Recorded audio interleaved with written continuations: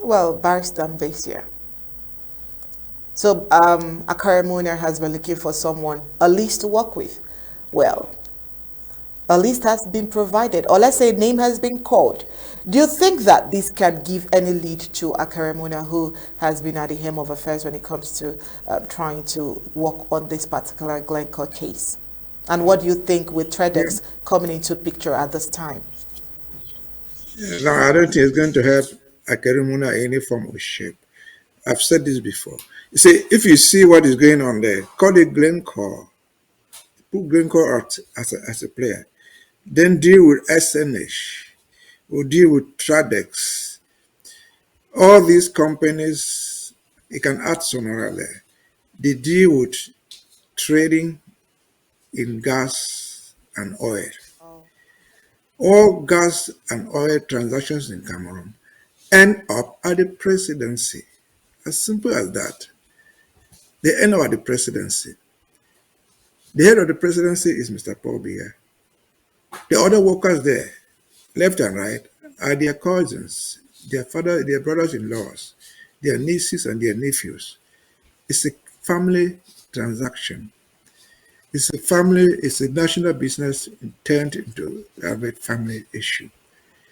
You see, Mr. Pale, at the time of this corruption, he's alleged he was the commercial manager in SNH. Then he moved from there to head Tradex. A commercial manager of SNH is a very lucrative job. If you move from there to Tradex, it's more lucrative. But you remember that the same Tradex is trading in petroleum. And all petroleum transactions, as I've said, end up with the presidency. But where did it take off from? They all take off from somewhere they call Bakassi, which is in Amazonia. There, as the money filters down, it goes to the presidency, which officially all money that coming are from Sonara, that coming from SNH or any other transaction deal with oil.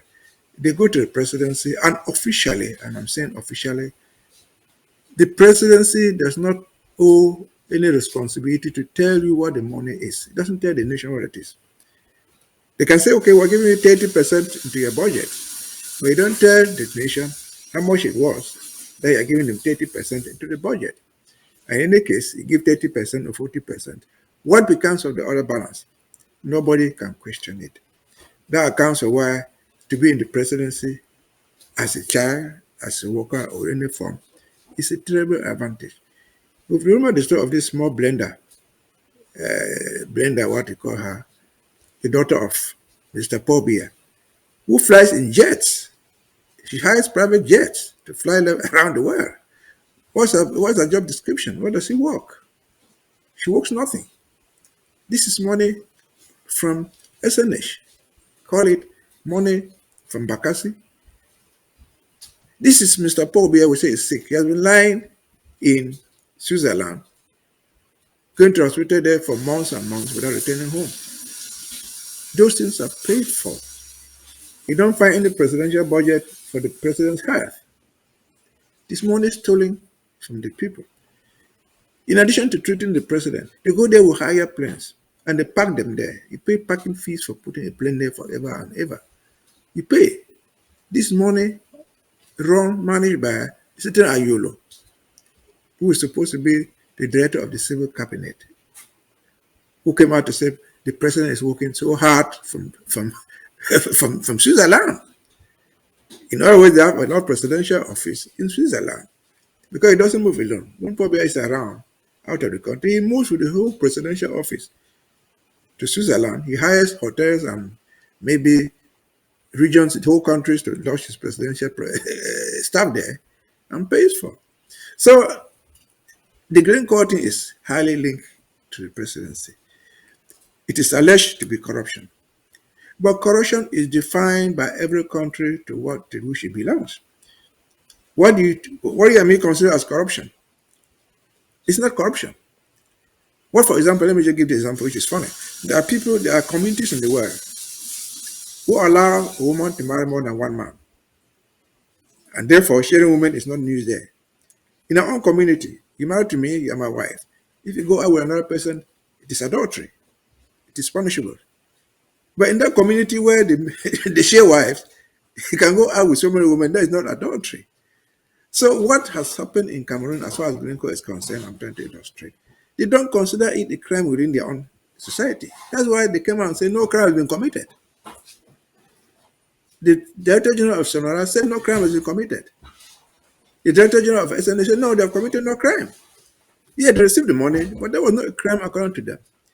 So how would Akerimuna come to punish these people who have committed no crime?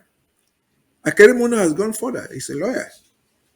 He has written a letter with all the evidence he had and put in the institution that is supposed to investigate corruption in Cameroon. The dossier is dead. So what will Akerimuna do? You go with his 2 feet and catch people and create his uncle, they'll be prison and put them there? No. He's just grandstanding to make a name for himself. And what is happening in London, which happened in the US before, it's just a trial. You see these people demonstrating there, they are taking the advantage of the case being tried in London. You say, okay, we want corruption to end, but that's not even all. Their largest cry there is that Paul Biya should go. They are singing the political song that they could never have sung in Cameroon. They are abroad. Their cousins, uncles, and the rest are in Yaoundé. They're in Cameroon. Nobody would dare stand up to demonstrate against what is going on or what went on in Glencore. With Glencore, nobody's protesting. If you protest, like Camto tried to do, they catch you and send you to jail. They send you to their court of choice, who try you in the way they want, and they jail you. And the rest of the nation is muscles. They keep quiet. So how will Akerimuna attain his goal? Akerimuna's original goal, I think, was not even to punish the criminals. No. Akerimuna's goal was to have Glencore pay civilly for the loss that their corruption cost. Price was 20 million, 30 million, whatever it was. Akerimuna wanted that money to come into the budget. And so, well, you cheated us with this, we'll get this money. But the government said, we don't need it because our people did not do anything wrong. Yet, they are refusing several millions in civil damages to the government, and the citizens and the country, it has no money. You see the streets of Yaoundé, I don't even need to talk about the ones elsewhere. The streets in Yaoundé where Paul Biya lives himself are a mess. The houses are falling. There's no health care. And they're refusing money. So how will you, Mr. Akerimuna, ever succeed? You're wasting your time. You can make a grand name in a newspaper. You fought corruption. And so what? And so what?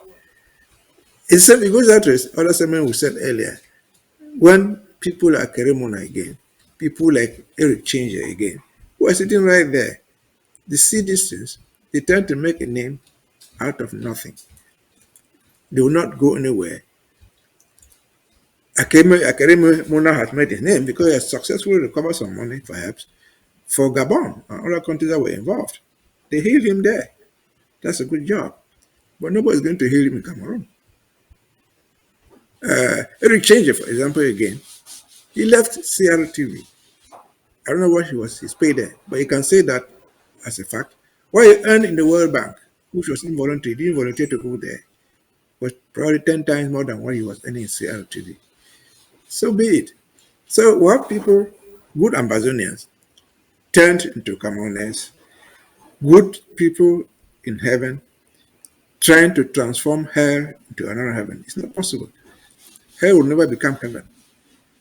And so, poor Akerimuna, poor Eric Changer, you're in the wrong place. Over to you.